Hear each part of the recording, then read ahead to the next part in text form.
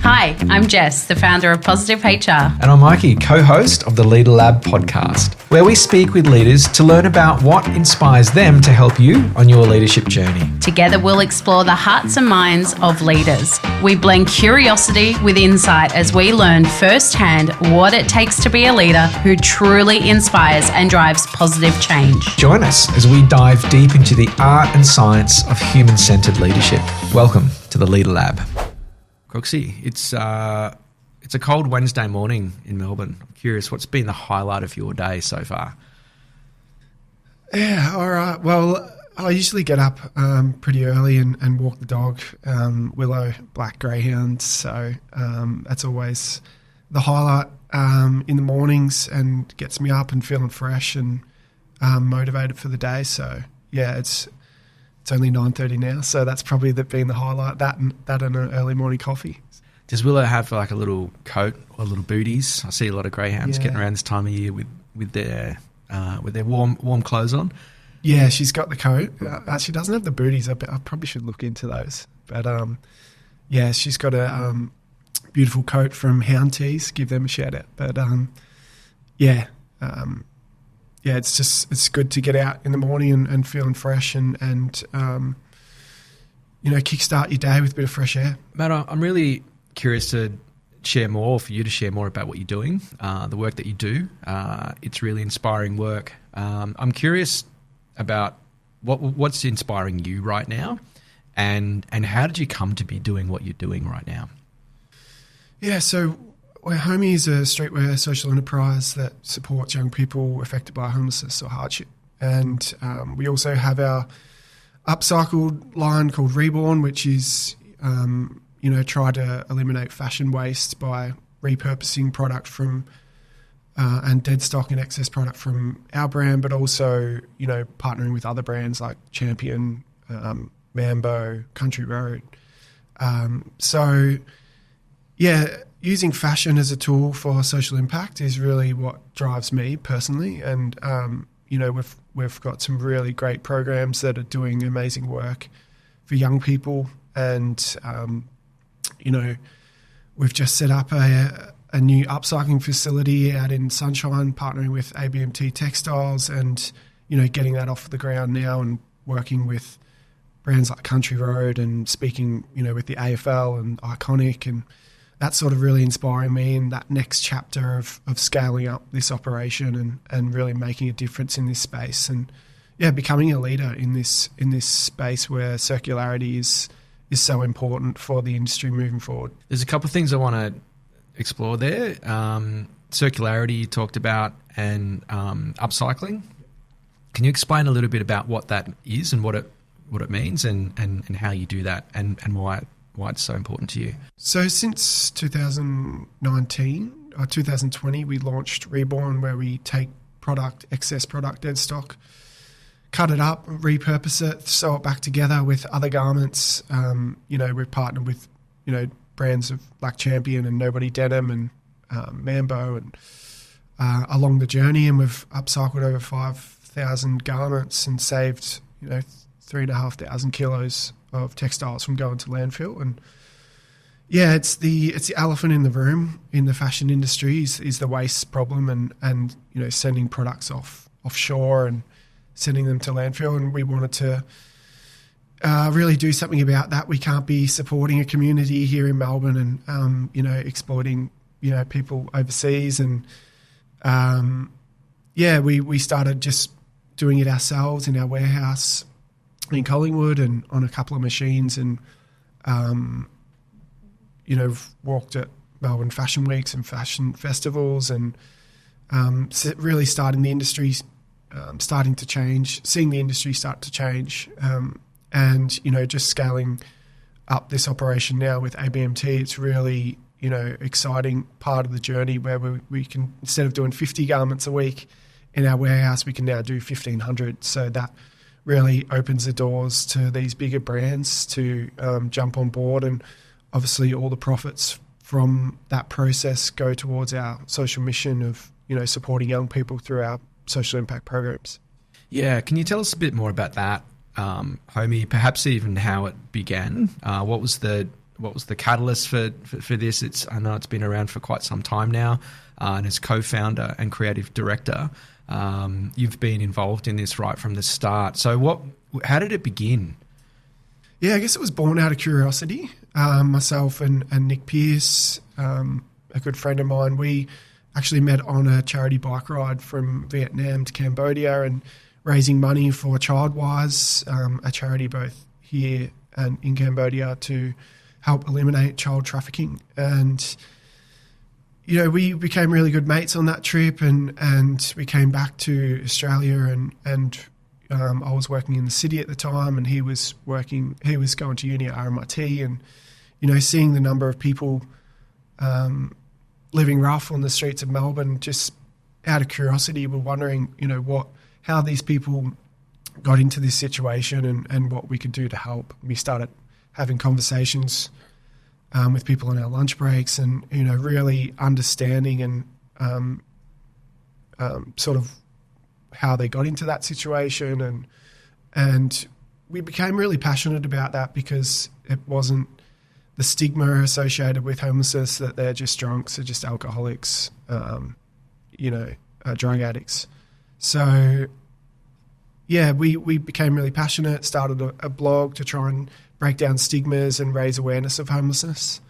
That became quite a big community of people wanting to help and wanting to, donate blankets, donate food and all that sort of stuff. So we set up a pop-up shop back in 2014 in Fed Square and we got the community to bring down items of clothing that they wanted to pass on that were good, not just throwaway stuff. It was good items of clothing or stuff that was new that they wanted to pass on to someone in need. So, and that day went really well. We had barbers come down and offer haircuts. We had DJs and we had the works. So we came away from that day and there was just such a sense of community there that, there was a lot of people wanting to help and there was a lot of people there that received the help that were so thankful and were like, how can we bridge these two communities together to make a real impact? And that sort of was the catalyst of HoMie and how it was sort of born. And then we got offered a place at Melbourne Central and it was just supposed to be a pop-up for 4 weeks. And, yeah, we're still here 10 years later. That's amazing. 100% of profits, I believe, that generated through the store. And perhaps you can tell us a little bit about the store as well. That's something I'm familiar with, having walked past and visited the store a fair bit. It's quite a public facing building and it's for the public to come in and buy products. I understand it's also for people experiencing homelessness to come in. You have VIP days there. You also train people experiencing homelessness to help them get back into work. So curious to hear a bit more about the store itself and what you've learnt as a leader of this enterprise as it's evolved over the years and as it's grown. People have come on board. I don't imagine 10 years ago when this sort of first began that you would have anticipated it became what it was. So, yeah, tell us a little bit about the store and how the public and people experiencing homelessness interact with that and, and then your experience of seeing it grow. Yeah, absolutely. Yeah, after we got shuffled around Melbourne Central for about a year in 4 or 5 different locations and we're moving racks at 2 a.m. and, all sorts of stuff. We found a lease out on Brunswick Street that probably no one with any business nous or experience would have taken up during that time. It's quite a prominent space, isn't it? And, on the corner we were just a couple Street. of young crew that were so passionate and driven by our project, but we had no business experience, behind us. And, it was quite a substantial 5-year lease. But we had, a good inkling that, this was the right spot to be out in the community away from, a shopping centre. And looking back, it was a bit cavalier to take up that lease. But, yeah, it's been awesome to be out there for the past 9.5 years now. It's, right smack bang on Brunswick Street and awesome part of the community out there, and we're so well supported by the people in the area. So, yeah, once a month, we close the stores to the public and invite young people experiencing homelessness through a service to come in and shop for free. That's one of our social impact programs. We have hairdressers, young people can get their nails done. We have food and coffee and all that sort of stuff. It's similar to what we had that day in Fed Square, and we've been doing that,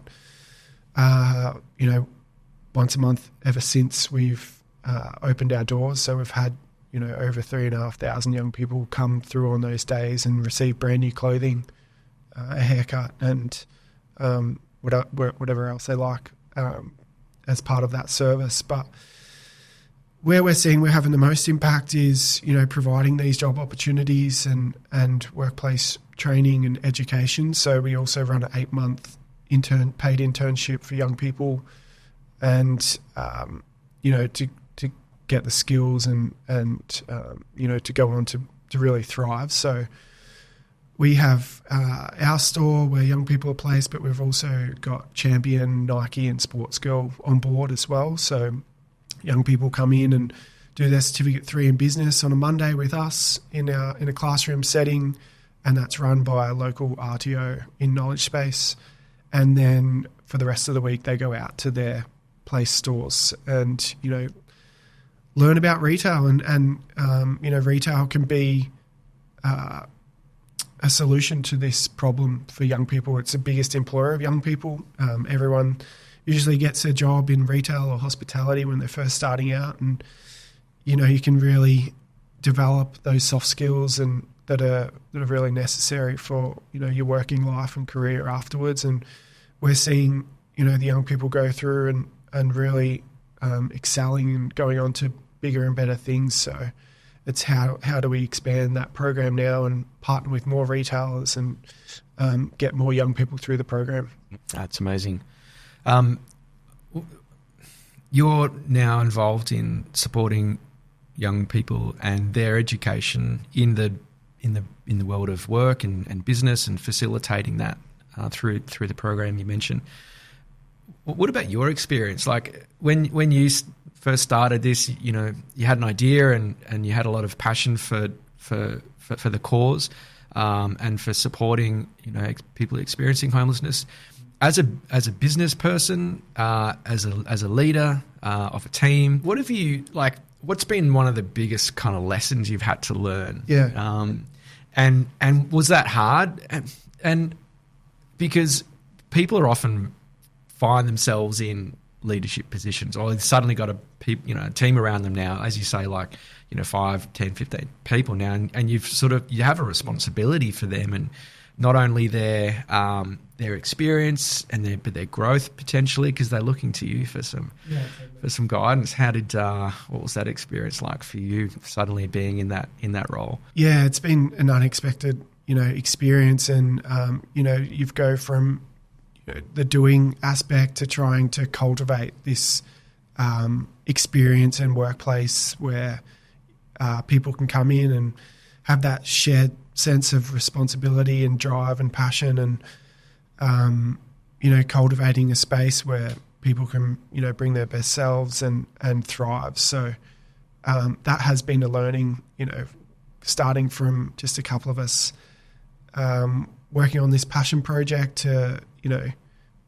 having up to 15 people to really drive that impact and make them feel valued and seen in the workplace. And it's been a huge challenge to sort of learn that as I go while we're trying to, create a sustainable business as well. So, yeah, it's been a massive challenge, and I'm still learning every day.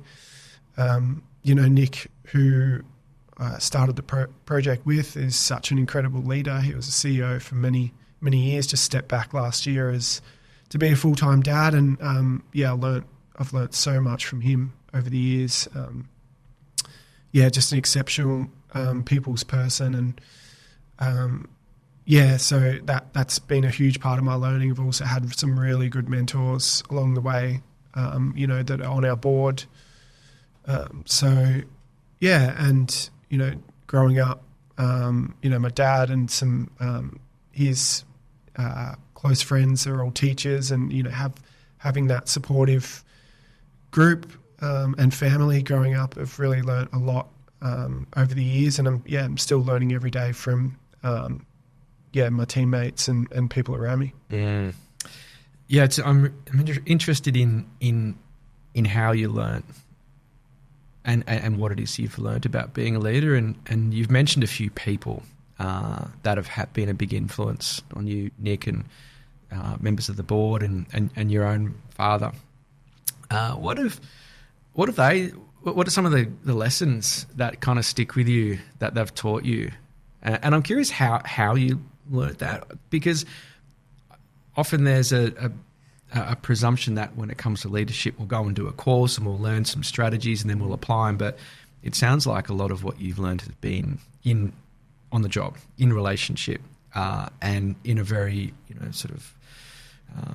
very organic way, and learning from what others are doing and observing that. So I'm curious, what are those lessons that you've learned from those people? Yeah, I guess the biggest thing is just empathy and understanding and resilience as well. I guess having learnt that from traveling overseas and meeting Nick and Alan, who we started the project with, and we did a lot of volunteering overseas, and sort of seeing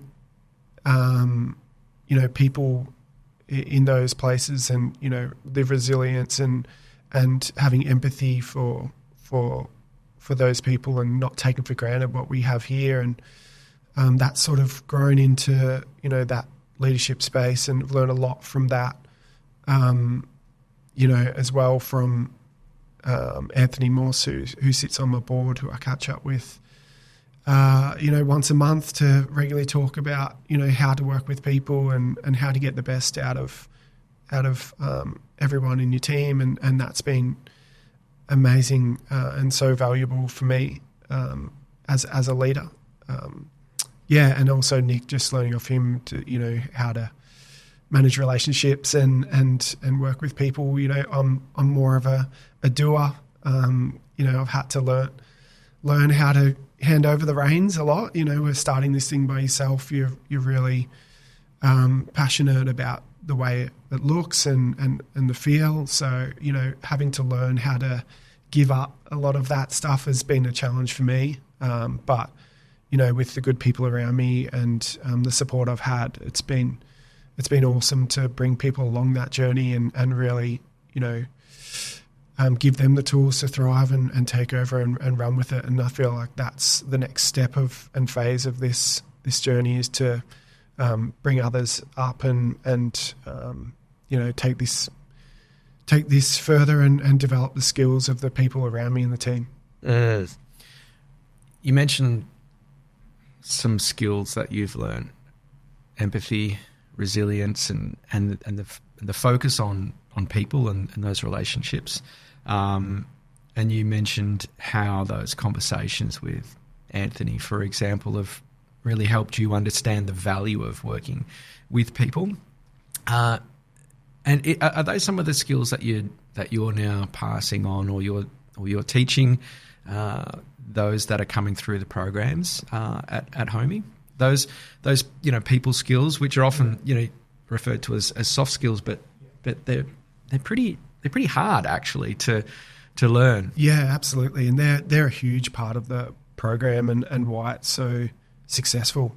Where our statistics of 12 months after the program, we have young people that are further education or work is at 90%, and the government equivalent job active program sits at about 26%. And so we know that what we're doing works, and a lot of that is just the soft skills and people skills to help young people go out into the world and have conversations and work with people, and because that's the biggest part about a workplace and having a job is the working with people around you. And I think a big thing for me as well is listening as well. That's a big probably one of my key attributes is like I'm not much of a talker. I've let sort of Nick and the other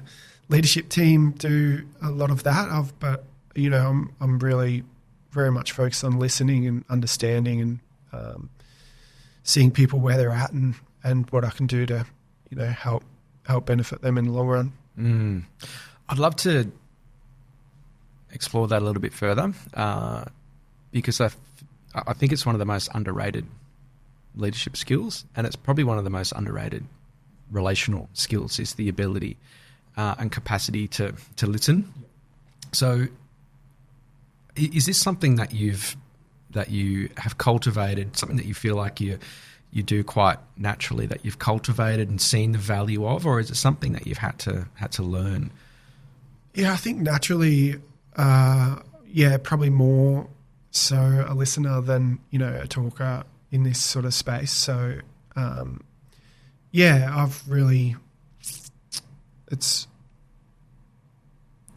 sort of been quite easy for me, like comes more naturally. And I feel like it's, you know, the perfect way to learn and grow and, you know, be more understanding of the team and where they're at and, you know, take on feedback, whether that's good, bad or ugly. So I feel like that cultivating that sort of environment is hugely important and, you know, shows people you care as well, you know. So that's been a huge part of my sort of leadership style and also just fun, you know. You want to come to work every day and enjoy it. You know, you spend 80% of your life there. So, you know, fostering that environment of fun and I think is hugely important for us and is a big part of our team culture.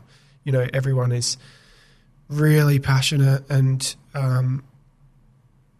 you know, so amazing at their jobs. You know, it's just such a great energy and environment to work in. And, you know, we really want to try and make that fun and exciting as well, because a lot of the times you're dealing with, you know, some pretty hard topics and situations. So, as much as we can make it, you know, a fun environment to everyone to come every day and get the most out of themselves and the impact we're trying to make, that's super important for me and for us. Yeah. Yeah.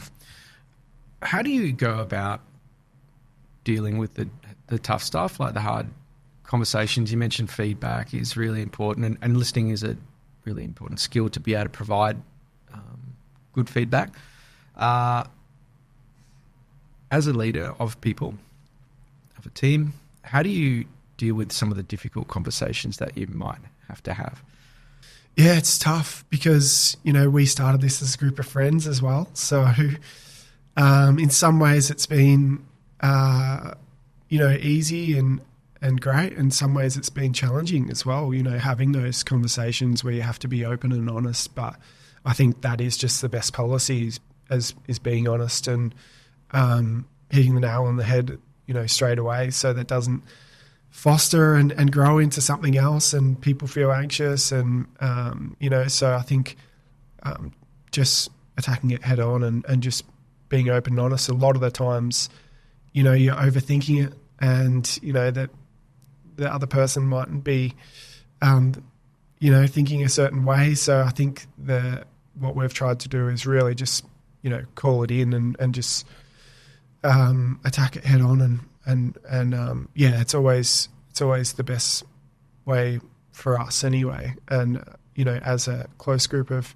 mates that have started this thing. So, I have, you know, weekly check-ins with, you know, everyone in the team, and we talk open and honestly about how we're feeling and, you know, open feedback, you know, good and bad. So, yeah, I think that stuff's really important to cultivate, you know, really good culture and good team.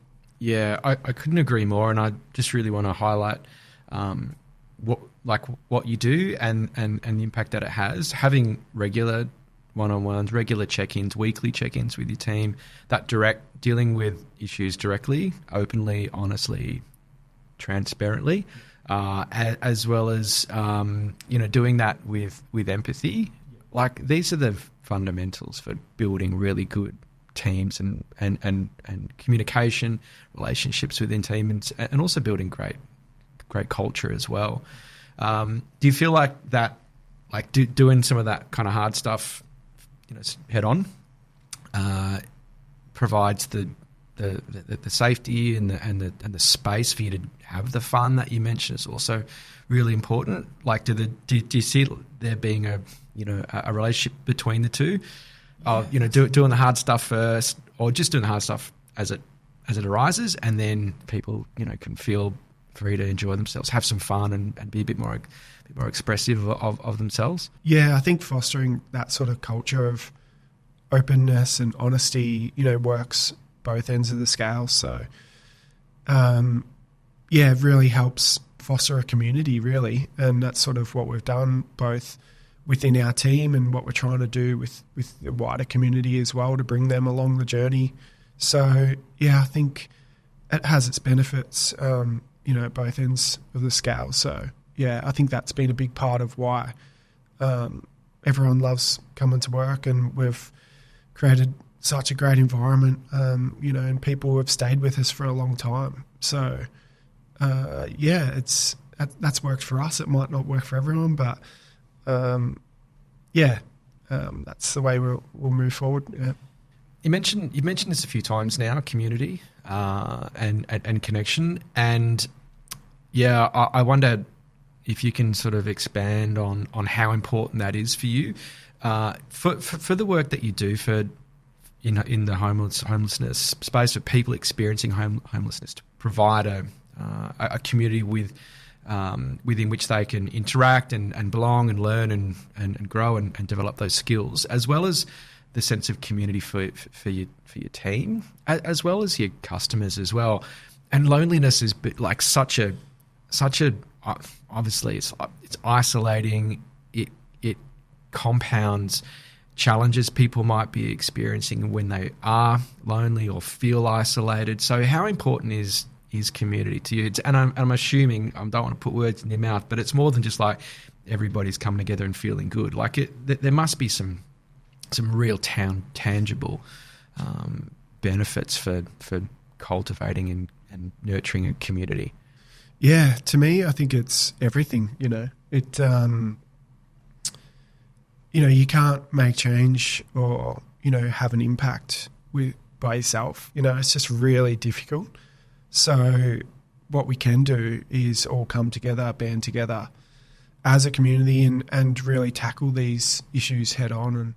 And that's where we're going to be able to make change and long-term change. So for us, we have our community of homelessness services that we work with. We also have our community of retail partners. So we know where we sit in that as well, and we provide the workplace opportunities and the support there, but we can't do everything. We can't provide the housing, we can't provide all the jobs. So it's like building that community around us is why we're having the most impact.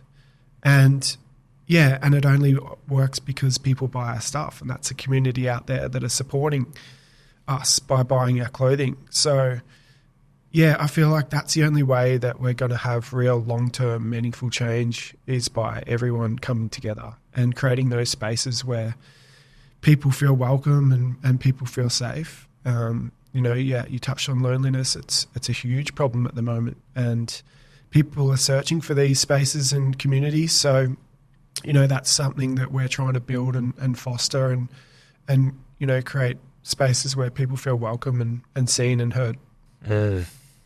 That's another thing you just mentioned now, which you mentioned previously, about people being seen and heard, and listening being a way in which we can support people to be heard. I just think there's so much value in that, and it's something that you do quite naturally, it seems, and the impact of that is so important for people who are marginalised, who are isolated physically from community and support services, people experiencing homelessness.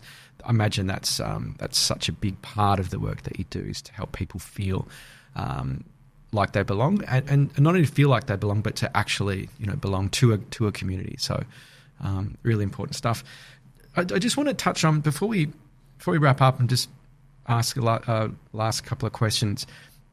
I'm curious if you can share what your experience is like building a business, like in hindsight, building a business and a community off the back of a passion for creating change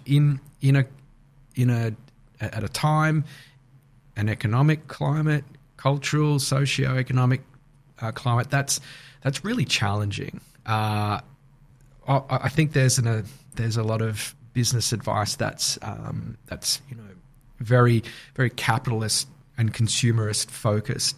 What you're doing and how you're doing it is quite the opposite. Business advice for somebody who has a real passion for social change, who wants to have an impact.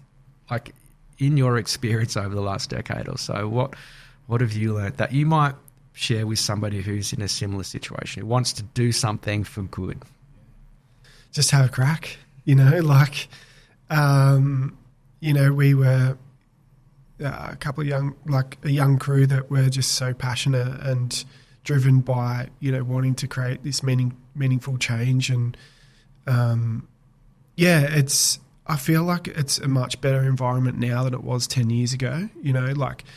More people are looking to support businesses in this space and really shop and at places that align with their values, and they want to get behind projects like this. So I feel like now is the time to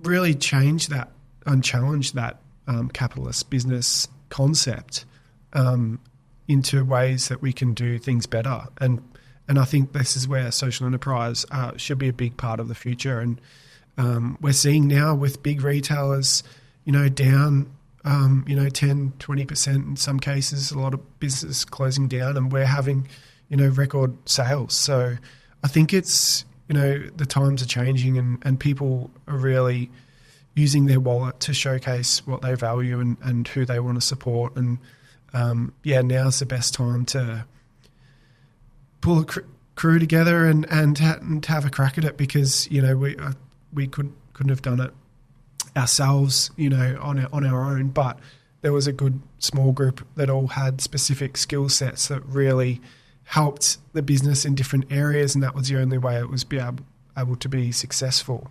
So if you have some friends, or you're really passionate about a cause, there will be other people out there in the space that are looking to do something similar. So now's the time to have a crack at it and see where you end up. We started out as a Facebook page, and here we are 10 years later with a store and a brand, and collaborating with some of the biggest businesses in Australia, and we never anticipated that, but you never know where it's going to take you, and we're really thankful for the journey and the support we've had.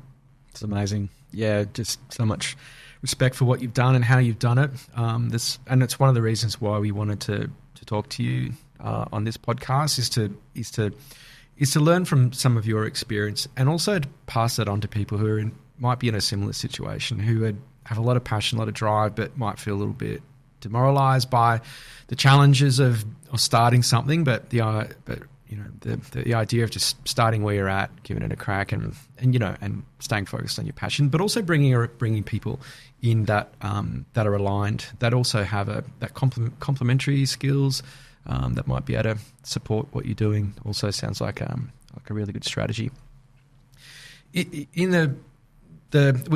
talk about this. This is the Leadr Lab, and we use this analogy of a lab because it's all a bit of an experiment, really, to see kind of what works and what doesn't. And I'm curious if you were like a guest professor in this Leadr Lab, and you had a class to run, Crook's class on leadership. What class would you teach, and what lesson would you like people to learn about leadership? That is a really tough question. I think that there's something in that, that empathy and understanding and listening space and working towards something, bigger than, just filling your own pocket as well. There's so much that can be gained and so much value you can bring to society and not just yourself. So, but the reward that you get from doing that personally is far greater than any sort of monetary value. So, probably something in that space around working in social enterprise and working for a greater social good and how you can benefit from that personally and professionally as well. So that's sort of where I sort of sit in the structure and the system, I think. Love that. That's the class I'd love to sit in on. Last question I have is really about, looking to the future and paying it forward. So much of what you do is focused on others and supporting others who don't have the advocacy or the support, the resources that they need to improve their living situation. I'd love to ask you if there's somebody in your life recently, previously, in the past, or could be currently, who's had a really significant impact on you that you'd like to acknowledge and shout out? Anthony Moss, as I touched on before. He, is one of the senior creatives at Deloitte, and he's just such a weapon. And he has spent, a lot of his time and effort, really supporting me and the business of HoMie. It's just been epic to have his guidance and support, both personally and professionally over the past couple of years. It's really driven, the culture forward and the business forward. So, I can't thank him enough for all that he's done for me and the business. He now sits on the board with us at HoMie. So, he's driving it from, his executive perspective now. So, but it's been awesome to have his guidance and, really want to thank him for that. Beautiful. I love that acknowledgement. Thank you for sharing that. And what are you most looking forward to?